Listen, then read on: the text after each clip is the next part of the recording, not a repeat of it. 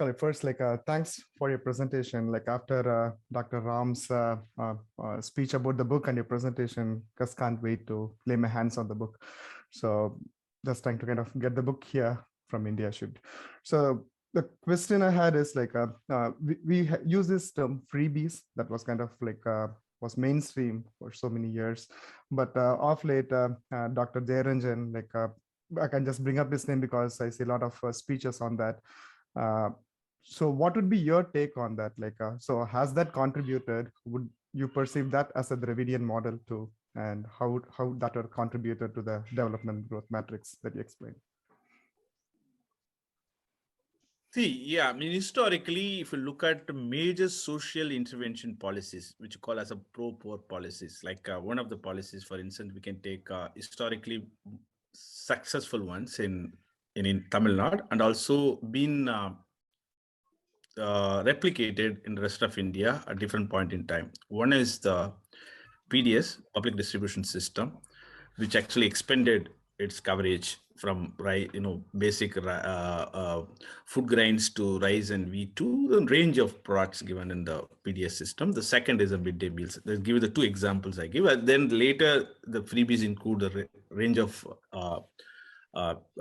products to it.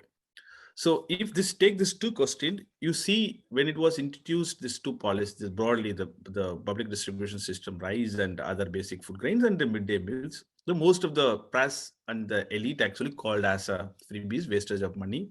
And in fact, it does not give a productive outcome. So even the many economists also believed this. But on the contrary, actually it really worked in strengthening the social infrastructure of the state. And in fact, so much so, for instance, I can give a midday meals, which was actually considered to be the freebie scheme. It made actually as a compulsory in 1998 or something, if I'm right, the Supreme Court actually made that every school should have in the rest of the India. Most of the state actually went for that, which actually did in Tamil Nadu, it had a longer history. Again, similarly, one can see the PDS, which is in fact became a right to food bill in 2013, which is actually the right to food as a bill it came in. In fact, in Tamil Nadu has been a universal PDS. In the rest of India, went on the targeted PDS, which is only the target the poor. It said the poor will get excluded if they want, even if they want to put this food grains a different purpose, fair enough, but still it actually strengthened the bargaining power of the rural labor. So what you call as a freebies has to be seen in the context and what it does to the productive economy. The many textbook reading of public policy actually dismissed this policies in the past, but I think many have acknowledged this, including Nobel laureate Amartya Sen and John Rees is another developmental economist. Actually, in fact, in favor of some of these policies. Actually, it strengthens the productive economy. It is just not freebies. Then one can go. So there are now very minor, very what do you say, very nuanced debate. One has to say, let's put this way, of these are all okay freebies. There are certain goods which are not required. One can go in detail as to what actually yesterday what called as freebies became today important. That today actually new product came that has become freebies. So one can go on that. But broadly, I would say the history tells us that it has not been a wastage of money. In fact, it contributed productive economy. That's what the very odd data tells us. Thank you. Yeah, Akhilan, you can go next, and after that, Sundar. Hi, Kalai. Yeah, it's glad to discuss with you after a month. Yeah, so it's not a question. Just a couple of days only, I started reading your book. I want to mention a couple of points. I was really impressed by the way you put your points. So instead of directly discussing about the Dravidian model, you touched all the theories which touched Gujarat model, Kerala model, and also you highlighted that what they missed to find or what they didn't look into it. And even if some of the theories which analyzed Tamil Nadu model or Tamil Nadu model, they didn't look in some of the areas. So instead of just blindly going with your approach, you did that 360-degree analysis, and it's like Kurgusal water. That. So it's a very new thing for me. So just I want to highlight it here. And also I was first time I am seeing that the transformation from caste laborer to an wage laborer, the model. And also that so far I was thinking that the mindset of Tamil people only contributed for this particular the Dravidian model. But you said that Christian missionaries as well as the rationalists like Annie Besant and all, the role they played to strengthen this one. So it's a new point for me. But one question for me is, so these Christianaries as well as the reformists are, they were across the India. And so the role played by them in TN should be applicable to other state also. But other state, they couldn't capitalize it, or they couldn't utilize that one. So is it because of the mindset in TN that were able to accept whatever they forward, whatever the forward thinking they put forth? Maybe just you can give some background related to that. Yeah, I thank you, Agilan, for this detailed question. I'll try to respond this in two ways. I think it has to be seen in a contextual way. So when I hear we use the word Dravidian as an identity. So while addressing that, how this identity, there are people who have a linguistic explanation to it. We don't use any of those things. What we're trying to say in that construction of that identity is influenced by different sources of history or different sources of articulation. One sources of articulation is, say, coming from Ayatidasa tradition, this Buddhist or Ayatidasa tradition. The other one is definitely coming from the rationalist school. Then the third is coming from a Christian missionaries. And the fourth is there's a Saivite tradition. Then, of course, Periyar self-directed movement who try to, make this as a part of, as a mass, maybe call as a, took this to identity to the people, that way of democratizing in some way, or, maybe disseminating this in a way. So this actually made an important contribution in our analysis to bring a diverse caste groups together under its umbrella, under its envelope. So that became possible through this mobilization, and that institutionalized certain policy. So in that extent, definitely the Christian missionaries' role played an important role. The next question is something why they did work. I think in Tamilnadu, particularly in South, I'm not sure how it worked in the other rest of the India. I think in Bengal, even the some part of North India, I think it played a Christian. I mean, it also about the geographical factor, but definitely here, the Christian missionary played an important role in the low caste mobility. One can call, if you look at in the southern part, it has associated with the certain caste groups, which otherwise historically was condemned for of the caste oppression. So obviously, the missionaries played an important role in education. Similarly, in the northern part of Tamilnadu, also different caste groups, and again the different sect of the Christian institutions worked. But all of them actually, in a way, strengthened this identity of the broader, bring this all this caste groups together under what we call as a broad Dravidian identity. One can go in detail actually which caste benefited from where, but definitely it contributed to economic, educational mobility in particular. We can talk about in detail. Yeah. Thank you, Glenn. Thank you. So one more point. Okay, Akilan. Yeah, go ahead. Akilan, so we have multiple people are waiting. So if you could ask your second question quickly, that would be good. No, it's a comment only. So far there is a different hypothesis or concept they are saying, right? The Dravidian model, it brings down that actual development in Tamil Nadu. But after seeing the data in your book, right? So even some of the data I was searching for a long time, but here you gave the detailed data. So now we are having a justification where we are on in poverty during 1960s, and how much transformation happened both in rural and urban and all. So definitely it gave a lot of insight about the Dravidian model. Thanks, Kalai. Thank you. Thank you. Thank you, Akilan. Next, we have Sundar. Good evening, everybody. First of all, I thank the Ambedkar King Study Circle for organizing this event, and thanks Dr. KALAIYARASAN for presenting the comprehensive analysis of the socio-economic and educational development in Tamil Nadu, which you labeled as a Dravidian model. I'm definitely going to buy your book and read it completely. I have just one question in terms of comparison of the changes that happened in Tamil Nadu in the last 100 years related to the neighboring states within South. There are a lot of comparison between Tamil Nadu and Kerala, or Tamil Nadu and Gujarat, or Tamil Nadu and even Himachal Pradesh, or UP, or Bihar, one way or the other. Whereas these southern states, if not entirely, at least partly, they're part of one big administrative unit called Madras province for a very long time that continued even after independence for 10 years until 1956, before the states were reorganized on the basis of the linguistic identity, right? So until 1956, the laws and programs in all these areas were governed by the same political or administrative structure. After 1956, things started moving different directions. For example, Kerala moved towards left in terms of politics. 10 years later, Tamil Nadu moved towards the Dravidian regional political system, and Karnataka, Andhra continued for some time in national path. Eventually, Andhra also fell into regional politics.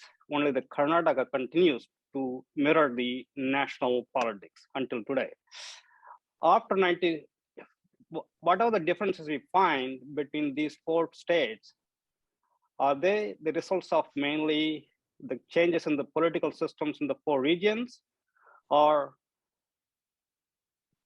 the previous system, like the ruled by both the Madras province, ruled by both Congress and Justice parties, had any bias towards one region or against other region? Is there any plan, or is there any study already done comparing these four southern states in terms of the political, in terms of the socio-cultural, educational, economic developments? Yeah, it's a good question. So yeah, basically, I mean, I can even give a two references, particularly if you have to understand the Kerala historical trajectory. This is a book by Patrick Ella. He's a professor in the university that I'm associated with now, Brown. So he has actually mapped the historical trajectory of political and how that impacted economic and social development in Kerala. Then there's also another scholar who's also again associated with the Brown. She was before in Princeton. Prerna Singh. She actually also has a subnational development. So, I mean, origins of subnational development in India. She actually again maps the Kerala specific trajectory and Tamil Nadu specific trajectory. Of course, these two references would be useful to understand what is the difference between Tamil Nadu trajectory, although both were in the Justice Party. Because again, if you look at your argument of all of them were under one Madras presidency, but then historically, even factually, there are some regions within Kerala were not part of the Madras presidency. In the sense, they were actually the other princely states. So then again, the question is, what are the princely states structure, governance structure, and reservation policies, and the regions which were directly under control of the Madras presidency, and the reservation policies and other aspects. But having said this, one can certainly make this claim: the Justice Party or the Dravidian mobilization in the Madras presidency definitely had an influence on the rest of the regions. But its actual presence, even if you look at its numbers, its density of activities that took place before 47, you would find more in the Tamil region. But certainly it had its influence. But that influence did not translate into political parties, because partly the region which went, for instance, take the Andhra Pradesh. Today, till now, Andhra Pradesh has been altered between two dominant caste groups in terms of political formation. This is an important finding. Many actually would argue that actually directly connected to its policy or the regime that brought in any welfare or any kind of policy one has to discuss. But in Tamil Nadu, that way, it's not the case. Tamil Nadu, in fact, it is a multi-caste coalition that way for a long time. So although the Dravidian parties or the Justice Party, later Periyar, and later even if Congress, for that matter, again a Dravidian party which came into power 67, largely had in the Tamil region, but its impact on ideological terms definitely had on Kerala. particular. I mean, you can see that Vaikom and others, and there are others also accept that, but it is also the other side also. It's like a not one-way interaction. There's also other side influence on the Tamil region. But still, the Tamil region happened to be historically of the core of this mobilization, which while had a spillover effect on the other regions. In fact, I would even argue, although you mentioned that Karnataka has been the national, of course, it's given its historical trajectory, particularly of the Logia impact on Congress and others, had a nationalist, national connection. But still, if I remember, I think recently I listened to Sitaramaya, the ex-chief minister, saying that, in fact, he got inspired more from the Tamilnadu historical trajectory in terms of not only political articulation, even on the other policy interventions. So obviously, this kind of spillover effect or interaction has been there in the broad South in that sense. Thank you. Yeah, thank you. Thank you, Kalai. Sir, thank you, Kalai. And next, Dr. Soma.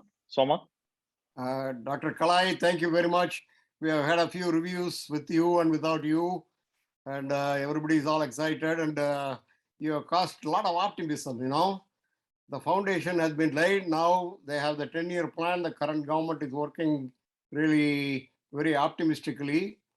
Do you see the optimism is going to be realistic, or what do you see the pitfalls are going to be? It's too early for me to make any claim or any comments on the current form governance structure, but I would certainly say it inherited certain challenges that are actually tremendous challenges. So how much that the government would be able to deliver is something that we need to wait.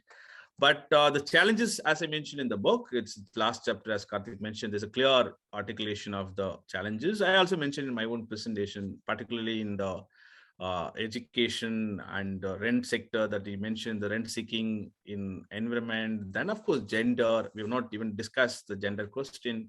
There are other challenges I listed out, even the corporatization of hospital, all that. Still, those are real challenges.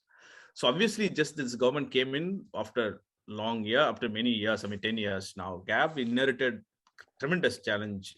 And the challenge is not with the region, challenges not just from the region itself, Tamil Nadu itself, challenges also from the rest of India, particularly the power that controls India now. The Delhi actually is it's a different, it has a different ideological orientation, and even it has a different policy orientation, particularly which has an enormous impact on the federal question in India.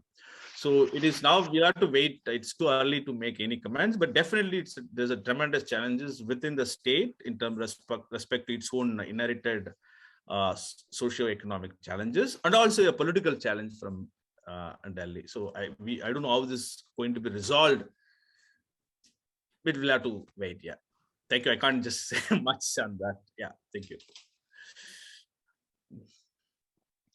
Thank you, Dr. Soma, and thank you, Kalai. Next, I have Manivannan. Hello, Dr. KALAIYARASAN. Ever since I heard Hindu Ram speak very highly of your book, I was very eager to listen to your talk. I learned a lot from you today. That gives me some thoughts. From today's talk, I kind of interpret that some of this has been top down, and a lot also has been from bottom up. As we educate more people, people demand more things, and there is a responsive government that necessarily has to win votes and be part of the governance. And there is a secondary effect that I see in Tamil Nadu. With the emphasis on higher education, with most of the Tamils having crossed the barrier to elementary education and even high school education, there is certainly a demand for better paying jobs, high-end jobs, so much that industrialists and even farmers are unable to get Tamils to work at the low-paying jobs. In a normal society with no other immigration, the salaries would have risen to match. But in Tamil Nadu, we now see people from out of state coming in and taking up those jobs. These people are not the constituency of the ruling parties.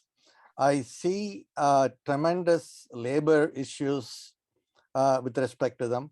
People who are in the construction industry, restaurant industry, or even agriculture industry, they have no protection from local parties or local unions.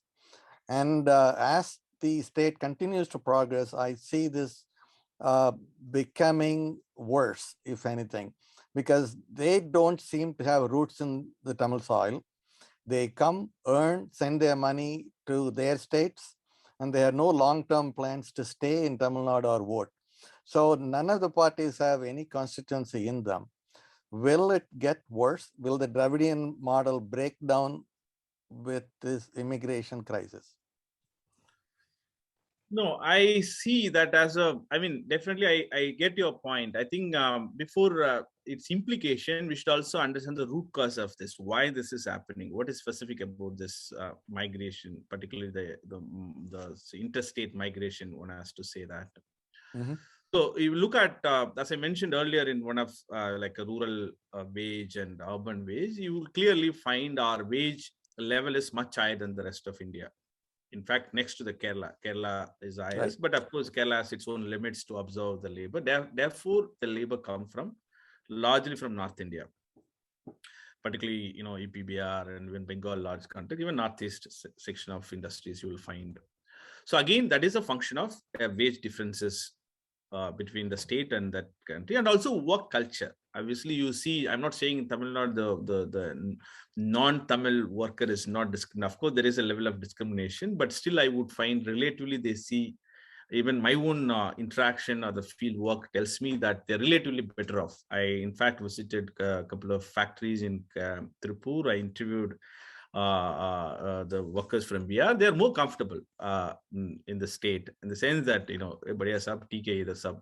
So the kind of thing is like, they're okay. So the question is, will this have an impact on the political thing? It depends on the size of the migration. How much the size is? The size is expanding? Will it expand over a time?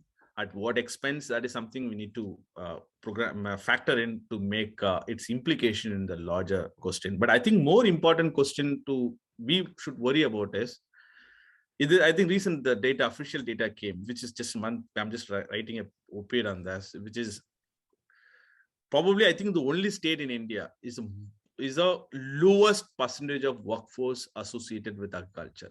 It is, look at, there's an agriculture household, like agriculture situational survey, which says in the rural Tamil Nadu, just 26%. I mean, 1/4 of the household only in the rural Tamil Nadu associated with agriculture. That means probably, I think, the only state in India which is completely called as a industrialized state in that sense. It's a small residual sector became an agriculture. Even not just income for a long time, even the workforce.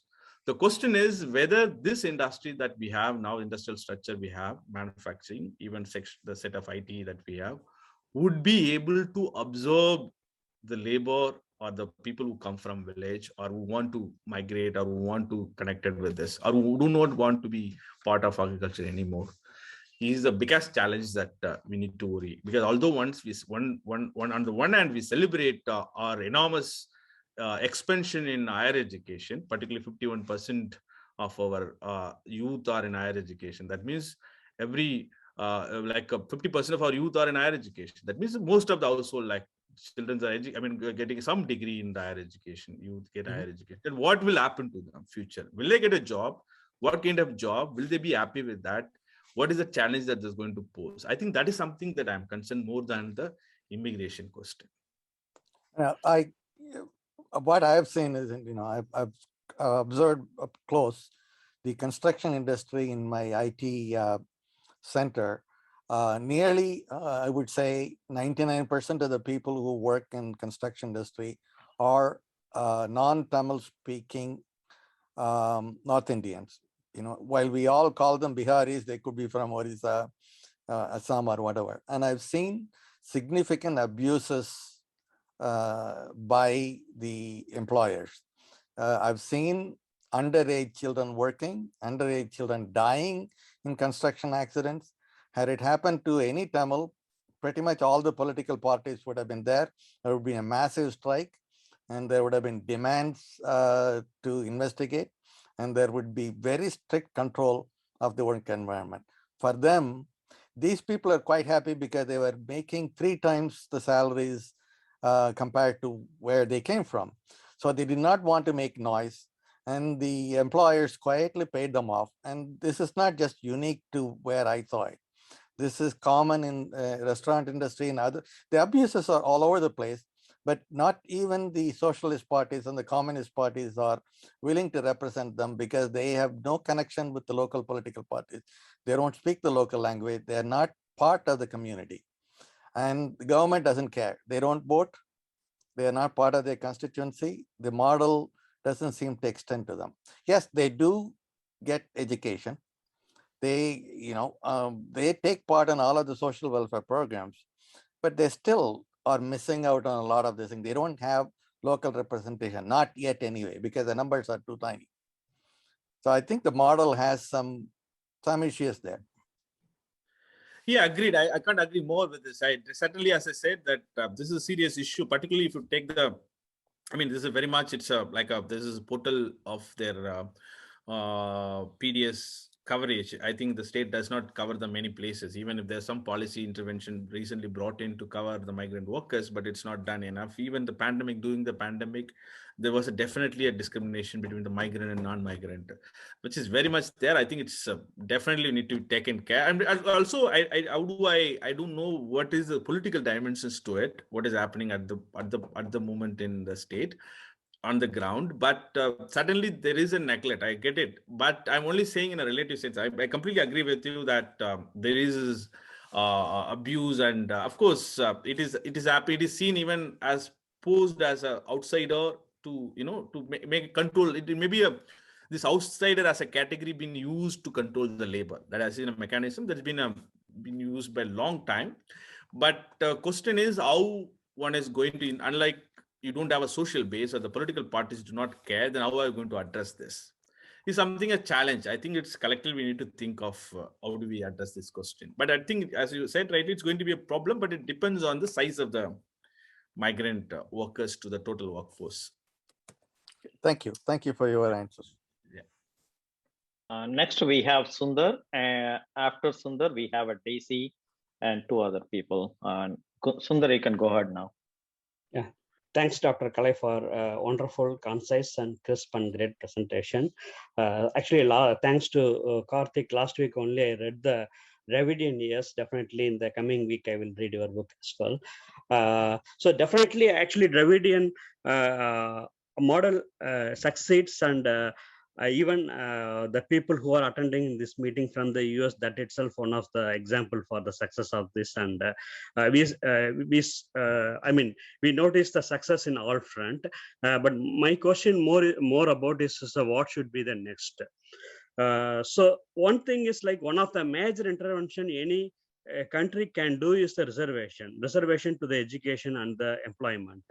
So in Tamilnadu is the forerunner in that phase, and they did the reservation. And when there was disproportionate benefit from a certain communities, so Tamilnadu break the BC into the MBC and BC, so that the most backward people can get that spread became more efficient. Likewise, under the SC also they created the categories for the Arundadayas others. But now, because of the social changes that happened in the last 50 years, active changes in 50 years and passive changes in the 100 years, it's like each and every caste community, there is a one developed community in the same caste and underdeveloped community in the same caste. That is the status currently. And how we are going to reach the reaching the unreached communities of the same caste, part of the communities of the same caste. That is my first question.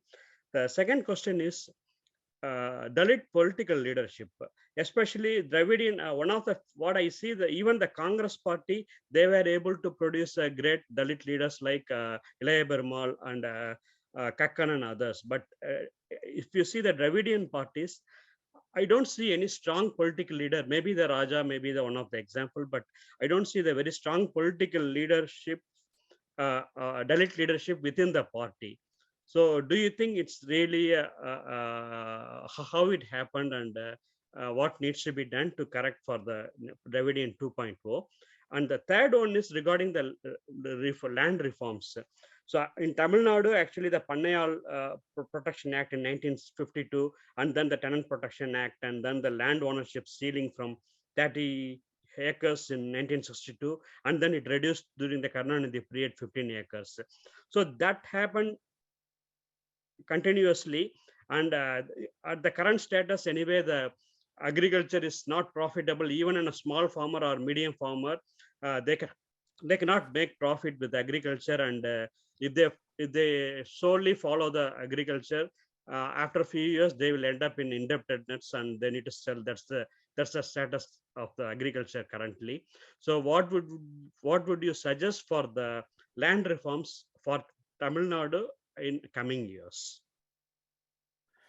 Yeah, these are three big questions. I'll try to answer. Thank you so much for these questions. The first question to begin with, if I understand your question well, it's while the reservation policies been innovative in making subcategorization as per, as the new kind of cleavage emerges, say, between OBCs, MBCs, within Dalits, SCA, and Arundhati. And you call as subcategorization, which is something the rest of India is struggling to do. And Tamil Nadu was able to do much before. And in fact, succeeded relatively democratizing that policies, which is true. Now you are saying the question is, it is in terms of caste, it's subcategorization. It worked in terms of making inclusion possible. But the question is, there may be an elite within the caste group alone. Like what if I understand sociological way, it's a class within the caste emerging. There is a section which actually become the elite within a caste. And, it gets reproduced at the expense of the rest of the groups. So this is something, it's, I think, inevitable. The question is, it's a very philosophical question or also political questions to deal with. Then the question is, do we have to take into question of economic category to continue the affirmative action? Or is there any other way to address the reservation of address the class-based or the economic, or the class, let's use the word loosely, I'm using the class-based within the caste, class-based deprivation within the caste. For instance, actually, sorry to interrupt. Actually, definitely the caste-based intervention is required, because that's where the Indian society is for last 2000 years. But how to reach the unreached population of the same caste who didn't get the benefit?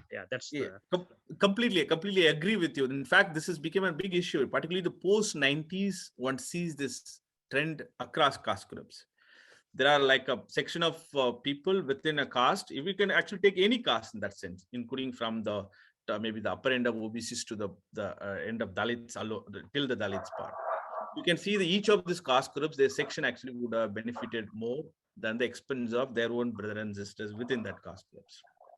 Or you call it, maybe it's a clear economic divide. So the question is, what is the policy one can bring innovatively to take this new forms of deprivation, which is largely by the class-based within the caste. So I think in Tamil Nadu actually was trying to, in fact, thanks to Kalaiyar, he was trying to do this. In fact, he brought this first generation reservation, rural-based reservation, all that, but none of them actually worked. All of them were, questioned. It did not withstand the scrutiny of the judiciary.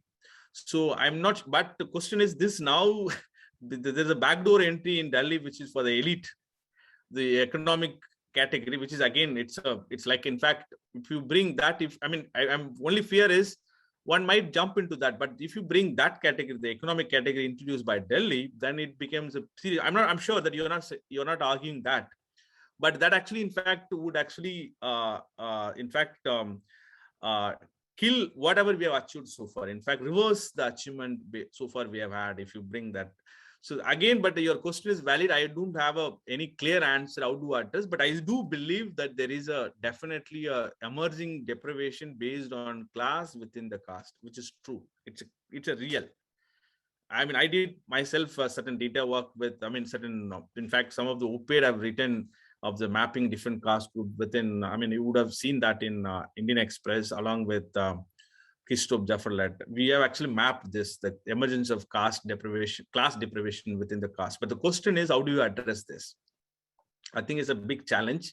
We all need to confront this, because this also can work in favor of, if the new political party, new ideological formation coming in, actually, in fact, they are catering to this, the deprived within this caste groups. So because if generation of generation getting in one layer is getting formed, what you call cream layer in each of these caste groups, if they're left out, become a continuously being left out within the caste groups, obviously that is a serious problem. But how one has to address this is that one has to think beyond caste-based reservation. Is there any other way one can bring this together? Something we need to think. Certainly we need to think. It's a serious issue. I completely agree. It's there, just not in Tamil Nadu. Tamil Nadu, it became more visible because we have been having this policy for a long time, but it is also there very much in the rest of India. And I don't know, we need to think about it. The second question for Dalit and Dravidian category, Dalit leadership, I think this is a whole debate. I guess it's a well articulated position that the Dravidian parties actually neglected Dalit question. Is it ideologically they neglected? It's just electoral compulsion they neglected, or it's a formation itself is exclusion of Dalit? This is a very contested debate. It's been there for a long time. But what I would say with the economic indicators, so far the data, the economic indicators, I would certainly say it is in fact facilitated the Dalit mobility. In fact, I would, with the given, just take the simple factual arithmetics in the sense of, say, the entrepreneurship, education, health, if you look at the formal sector. But the question is, how many Dalit leaders political parties produced? I think the same question is being asked the other OBC parties as well. For instance, the argument is most of these leaders are actually the outsiders. They have a different linguistic orientation. So I'm not dismissing this argument, but I think this is an argument we need to think as to. That is a question. Any identity, if you bring in as a broader identity, it has a potential of the exploitation by few at the expense of others.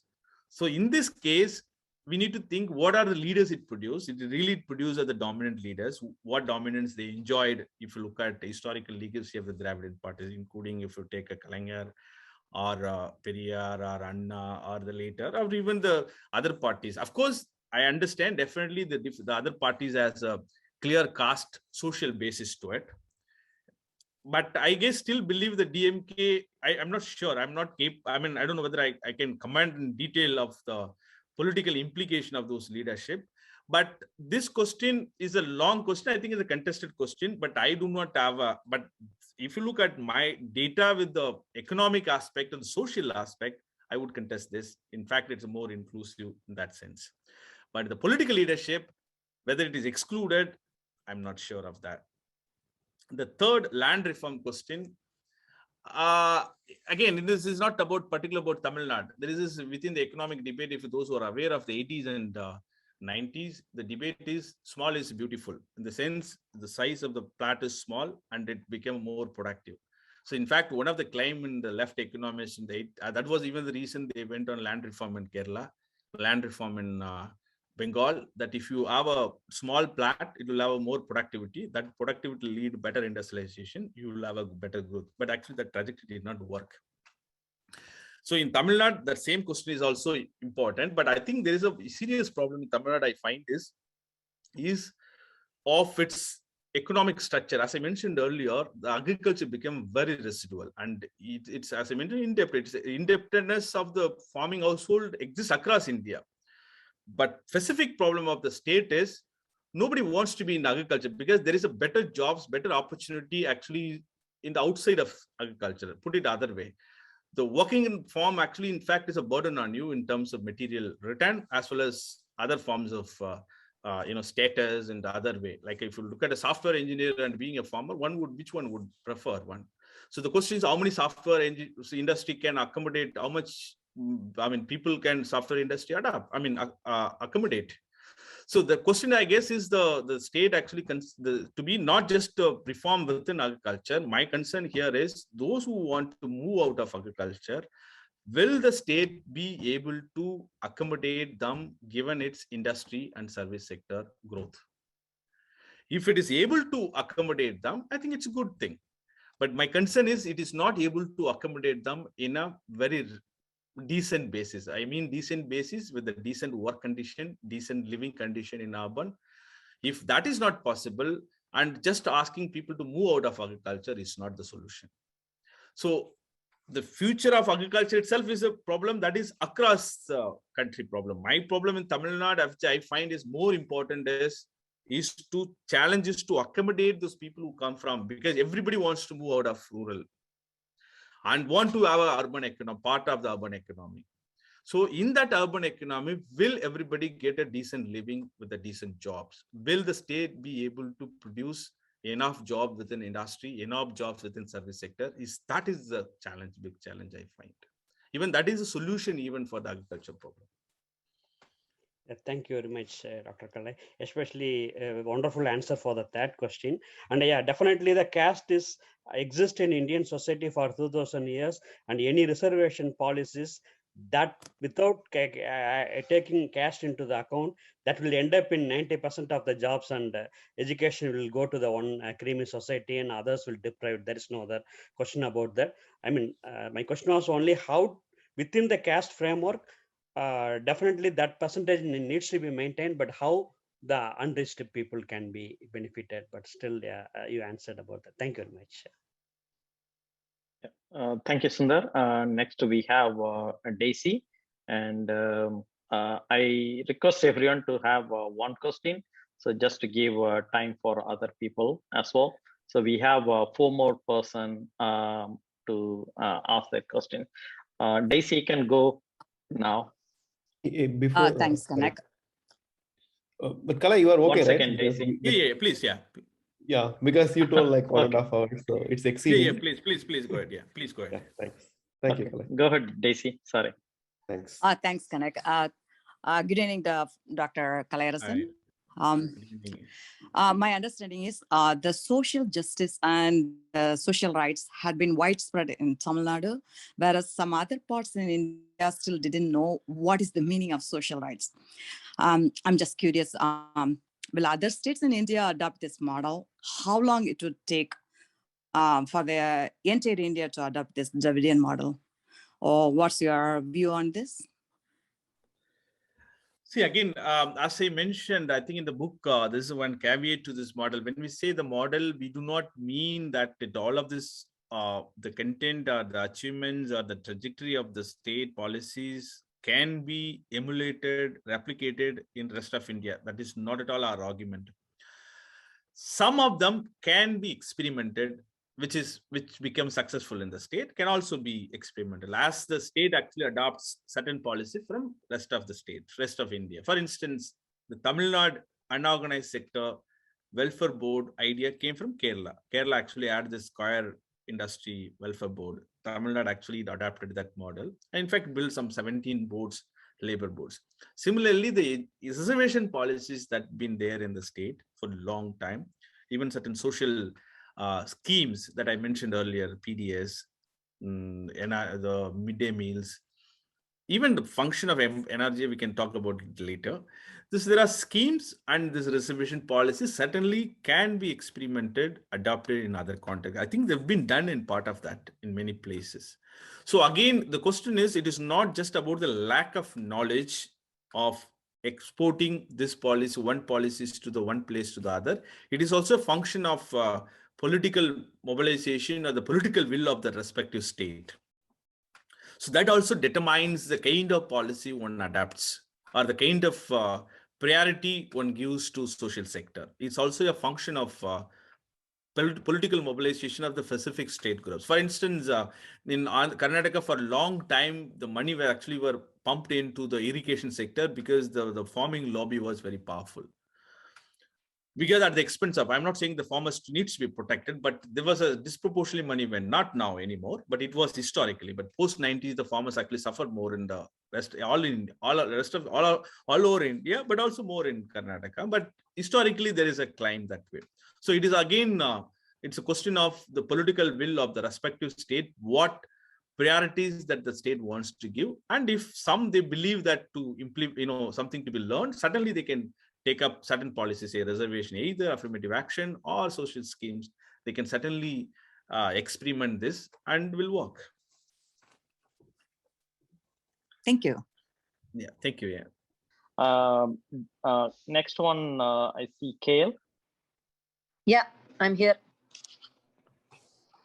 Thank you, KALAIYARASAN, for the very, very, exciting actually for me, more than informative. I feel like, wow, somebody is really saying what is real in happening in Tamil Nadu, especially. So I have a very silly question. I don't know anyone will feel it is interesting or not. So the question is, we Tamil always feel like Tamil is special and the language is very special, and we feel like that is coming from the real, how the language came itself is a very pronounced or meaningful. It just has a bigger history of why the language is rich. Do you really see anything with the language and to the Dravidian model connection, any connection?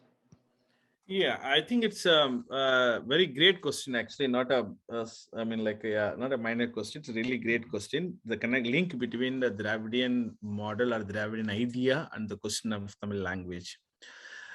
If you look at some of the historical factors, even the actors, discourses, I think it all fought in the name of language.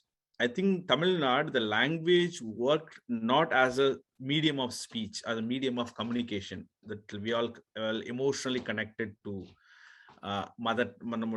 Tamil language, mother tongue. It is actually, it's more than it. A language, Tamil language worked in historical last 100 years in particular, worked a different purpose.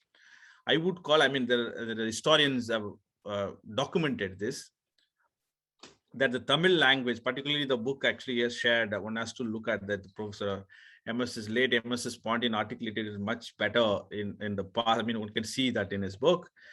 The language worked as a vehicle of mobilization. It is not simply a language of communication, as a medium of communication. In fact, it worked uniting people. As I mentioned, this is one of the purpose. When you have a society which is stratified based on range of caste identity, obviously you need to have a common mechanism, as a common way to bring this communities together. One. Second, it also been seen, historically the language speaker been seen as inferior. That has also been used as a why this is my language, I should speak.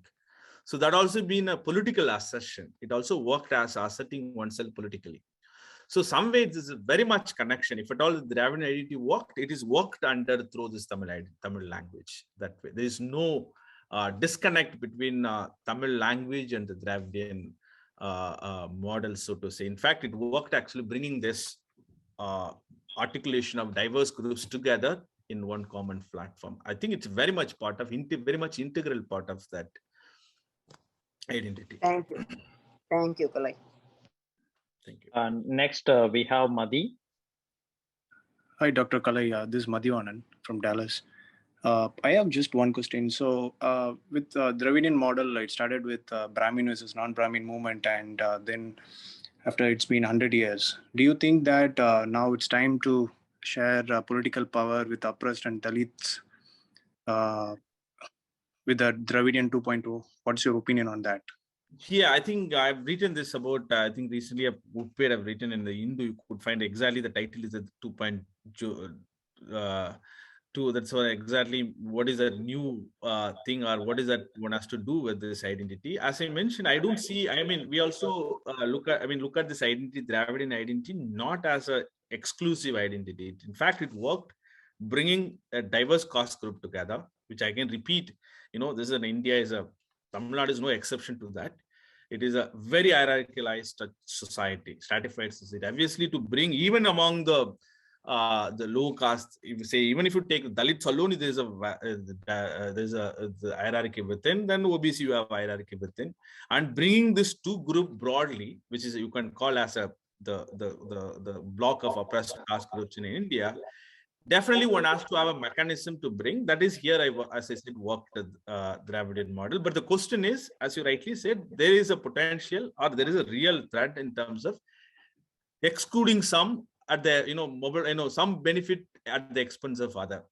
So unless the Dravidian ideologues or the Dravidian parties which claim to represent this legacy do not address this emerging caste disparities, particularly between Dalit and the OBCs, I don't think it will continue for long. I do believe they are aware of these concerns. They are aware of this new challenges. If do not address these challenges, I think this bloc would, it's like we need to think of what would happen to this Dravidian bloc unless you address the internal contradiction within. I think that's a process, political process. I'm sure the political process, political parties or the actors are aware of this. I completely agree with you. I think it is, it is not just time, it is been part of, at any point in time, you won't need not to agree just because someone said this, Dravidian is great. No, it is always a function of whether if it delivers. If it doesn't deliver, it is a point to question. Yeah, because RSS and BJP agenda is more targeting with this exact point, and that's how they try to convince the oppressed and Dalits. So it is there. It is the case. Even it happened in, for instance, we all witnessed what happened in UP. The parties which are supposed to represent broad, say, Dalits or the broad backward caste actually happened to be reduced to be a particular caste cluster. BJP exploited in that state. There are many political scientists documented this. So Tamilnadu, whether will follow that path or will it be able to reinvent in itself to accommodate the new challenges is up to the political parties and the actors. Sure. Thank you so much. Yeah. Next we have Dana Sundari Dan Kuppuswamy. Dan Kuppuswamy from Charleston. Good evening, Dr. Kalai. It was so wonderful. Your talk enlightened us a lot. I have one fundamental question. So when you take this Dravidian model and compile your data points, you're taking into consideration for the past, say, like 100 years or so. So pre-Dravidian era, when you compare, say, a very localized or Tamil-rich region related to other parts of India, how did we compare in those days? From there, when you move this 100-year progress, when we talk about, obviously it is brightening, no doubt about it. But are we at that same level to begin with? Is there any disparities there? Yeah, the good question. Actually, we do have some comparable data for 100 years, but we can certainly have a more, because the independent India, the post-independent India only got its data right in the sense of census, National Sample Survey, National Family Health Survey, RBI data. Of course, the colonial census, colonial government produced some data points for the across regions, but the post-colonial, the independence after 50s, you have a data sets clear, and also you have a regions also neatly linguistically divided. Therefore you have a units to compare, the different regional units to compare.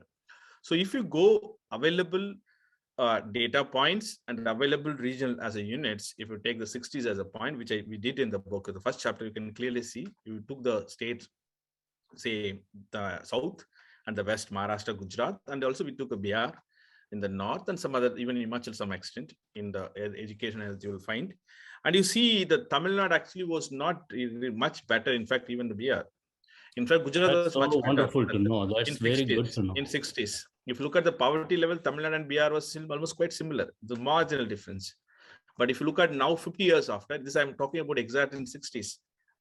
So now if you look at now after this 50 years, now you clearly see the divergence. Of course, Tamilnadu is somewhere a different trajectory altogether. The Bihar is somewhere else different trajectory altogether. Obviously, so when we make a climb, we certainly make a climb with this data points. So that is a question, how this become possible, which is we call as a growth at one level and also inclusion through multiple ways, how these two simultaneously worked in the state. That is our point, and we try to explain through these political processes. Yeah, this will help us because people we used to say Tamilians were doing all along so well. No, not. If you look at this, if you even look at the literacy rate in 50s, it was not much different. It is actually, we think that I don't know where it comes from, the cultural barrier that we have been always. No, not at all. It was very poor that way. That's In so fact, good. the crisis was very, very real that in 60s. Thank you so much. Yeah. Thank you, Dr. Kalai, for your wonderful talk. Hi. My question is in connection with what Dr. Manivannan said about the migrant laborers. We have a significant number of migrant laborers, and we also know that their rights are seriously violated because they do not have a representation. They are also being target of government machinery. They can be easily arrested or encountered just mere based on suspicion. But there is a fear among the people which is partially created and partially maybe originating from certain incidents too. There is a feeling that law and order is in threat because of robberies that involve violence, etc. In fact, we tend to make such cases on the working class, but we don't question the powerful banyas that are set in big ownership. So in fact, this gap in the powerful North Indians and powerless North Indians, it reflects actually the same image of popular North Indian models. It is also not going away from Tamil Nadu soon. So how do you think the Dravidian model should deal with this? It is definitely an important question. As I mentioned earlier, it's very unfortunate. I think this Tamil history also should be retold to the Tamils who think that they are superior. It was not much before they were all Lungiwalas were attacked in Bombay. It was not much long. It's not much before. It was very like a few decades before. All the working class Tamils were attacked. It is exactly the same if happening in Tamil Nadu. It is definitely not acceptable. Second, it is also even like many places that way. So I think it is a time. Maybe it's a government should take into account of this percentage. I mean, that's what the industry sectors where the migrant laborers are active, and some of the I think the NGOs have been working. I'm aware of this that even during the pandemic they were discriminated and there were reports. But I certainly feel that we have institutional mechanism like a welfare boards of the labor welfare boards. And within that welfare boards, this question can be addressed. It needs a political will and maybe a advisory. I mean, advisory to the. I'm sure the government must be aware of this new government should address it. But I still believe this can be addressed within its institutional framework, which are already in place. In the current institutional framework itself, itself, I'm saying that there are labor force. For instance, if you take say construction labor, which is where the major migration. If you look at the I think maybe you can say 50 to 60% of the migrant labor all part of this construction sector. And there is a construction welfare board. If the registration done in the construction welfare board and the grievances are addressed and securities are maintained and even other benefits are worked out, I think at least part of the problem is solved. The other part of the cultural problem in everyday discrimination in a locality, in the buses, in others' life or social life, that is something that it's outside of the government structure, but still that needs to be questioned, that needs to be engaged. But the institutional framework is still possible, which I can part of the problem can be addressed through that. I still believe that is workable. You just need a political will. I'm sure that current political those who are in power would be aware of this. Sure, that could be a starting point. Thank you. Dr. Pugarini, I'm Dr. Pugarini from Tamil Nadu. Hello. Yeah, hi, yeah. Yeah, we can hear you, sir. Yeah. I'm a retired Joint Director of Brahminical Road Health Services, Government of Tamil Nadu. Regarding this reservation, I want to make a point because recently Supreme Court of India handed out a judgment.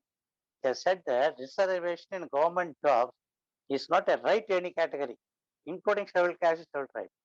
Only the state government wants a reservation and give, others need not give.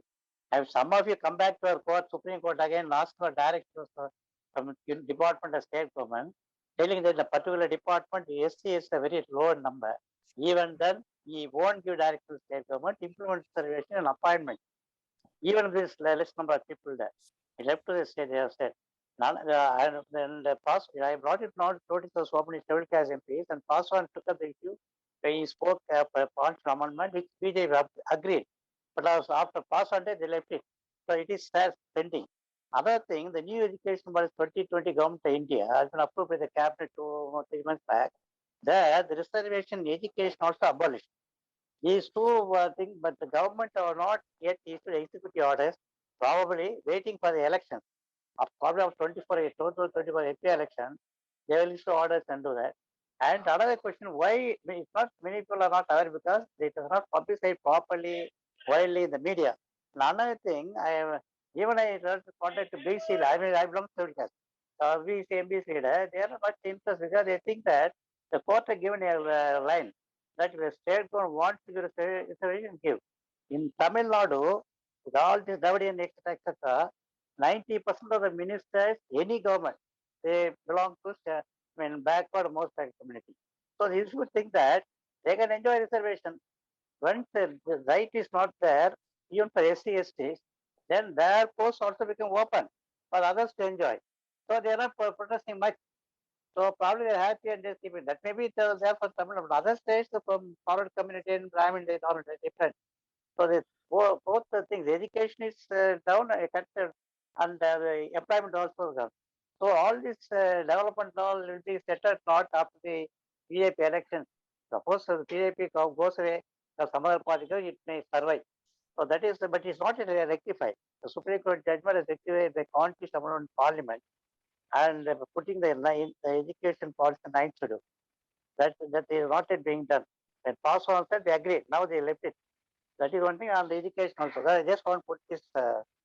If you share your the permission, the contact mail ID or something, I can share the details to the speaker as well as to your the host, etc. So you can go through it and you can understand very nicely. Because I can't go on lecturing here. That's what I'm telling. You want to add anything? Yeah, Mr. actually, Kalai, it's a big question. Maybe we can take, actually, it's a larger question. The current government, particularly, I think it's a two component. One is what is mentioning, Dr. mentioning, one is the something to do with Tamil Nadu, something to do with the rest of Delhi, particularly the way now the current government is dealing with the reservation policies. I think there's a big danger there. Definitely agree with them in the sense, if you look at the current affidavit, the way judiciary deals with the reservation question, the government deals with the reservation question, I see definitely there is a great amount of dilution or reversal of the reservation policies happening, which is happening in a very subtle ways, which includes the reservation promotion, reservation in other aspects. Even if there's a privatization that is happening now, it's going to hugely impact the mobility that become possible so far. I'm sure those who now become some way educated particularly in the Tamil Nadu is a different story, but the rest of India, it's through the reservation, particularly central government jobs, and which is going to really have an impact. And it's judicial intervention. It is reservation is not right to, it's not a fundamental right. It's all like really going to damage so far what we have achieved. I think it's a serious concern. I think the political parties should take lead in confronting this. It's a big battle that is something to be fought. Thank you. Yeah. I'd like to mention only one thing in my concluding or part of the conclusion that emerged, which I thought not to put because it's a very complex one, which is raised by Sundar, and you also answered that something is inevitable, that a class within caste, and also you mentioned it is a very philosophical question. So that is where I also would like to say that something we learn from theory to practice and something from practice to theory. That what you mean as a philosophical, I think it is a theory to practice, because it is very much relevant to Ambedkar King Study Circle, because that is a very question that Ambedkar deals in his annihilation of a caste, that what you mentioned is a philosophical one. Many people read Annihilation of Caste and they take many things. I hear people say that Ambedkar discuss about which revolution has to precede, whether it's a social revolution or a political revolution. And some leaders referring, Ambedkar compares the plebeians and the oracles, that when the slaves elect their own representatives, that they were bogged down by the ruling class. And some people concludes that Ambedkar tried to dynamite the Vedas. That's a conclusion. But I have taken an interesting take from the Annihilation of Caste, what Ambedkar deals with the equality, especially in the chapter 14. Ambedkar says that people become unequal because of their nature. Some people are really born talented. And second category, and because of that, they become unequal. And second category is some people, because of their family, caste, their past, their access to resources, especially the caste. Some people are become unequal. But the third category, Ambedkar says that people become unequal because of their own efforts. In the chapter 14, that now Ambedkar put a question. that can we treat the people unequally because some people efforts are unequal? Means the third category of the people, those who rise because of their own efforts. Ambedkar says that no, you should not, because if you accept inequality because of the people's own effort, then naturally you accept inequality by those who put efforts, and also those who are born with talents, and also people, those who by birth are unequal. So if you accept, in the summary, if you accept inequality in one way, you have to accept inequality in another ways. And Ambedkar concludes that is the question the state man has to solve it. And that's what he concludes, but he did not say what kind of conclusion. But what I concur from that one, even when we are fighting for the inequality or unequalness in one front, definitely you should not allow inequality in any fronts. That's what Dr. King also says, that injustice anywhere is a threat to justice everywhere. And yesterday also I was telling Kanak that when this discussion came up in a different context, even OBC party or a Dravidian party or a Dalit party office, yeah, engineer and a farmer walks to the office, the person, small person, will the leader of that party treat both of them equally? Until and unless they comprehend what Ambedkar detailed in the chapter 14, I don't think so. We cannot expect also. Even a farmer will not expect equal treatment from equal treatment as given to the engineer. But I would like to say that finally, and this one I was very comfortably able to observe this one, because when Marx write about the Gothe program, the Gothe program, people took different take from Gothe program. Gothe program, the major take is that the workers should have their own organization in the interest of the working class, not in the interest of the single worker. And Marx raised the same question: Can we talk about the fair and equal wage? Marx says no, there is no equal wage. Even your labor is equal, your social contribution is equal. One worker may have a couple of children, and one worker can have more children. So the wage has to be to the family, but not to the individual worker. That unequal treatment of the workers, that what Marx says, that is equal treatment. And that is what I think the Dravidian model has to really mature, dealing with the equity rather equality. So I would like to stop here, and really I would like to thank all the participants and Kalai again. Thank you, Karthik. Actually, great. I can't agree with you more. It's really, I completely agree. It's like an intersectionality. The question of what you're talking is, in a way, is the intersectionality question. It's been discussed. Even Ambedkar himself in many accounts said that, in trying to bring this class question within the caste question, he was only giving importance to caste when he was dealing with or articulating with people who did not address the caste question. Not really actually was confined to that. I think there is a very much there in his philosophical framework itself to address the class question. I think it is time that the leadership which actually takes his ideas forward to bring the class within, or which is very much part of it. In India, who are the farmers, who are the laborers, who are the artisans, all come from, I'm sure would come from a certain social background, who have a history and who actually definitely benefit from this. So all would fall in broad, you call as a Bhagjan or Dalit Bhagjan broad framework. I guess it's a very much part of the tradition. I think some people give a primacy to caste alone as something is dissociated from the class or the economic hardships. I think I completely agree with you. So I think it's great talking. It's my pleasure certainly being part of this platform, and I'm happy to continue this conversation more and in the future. Yeah, thank you. Thank you.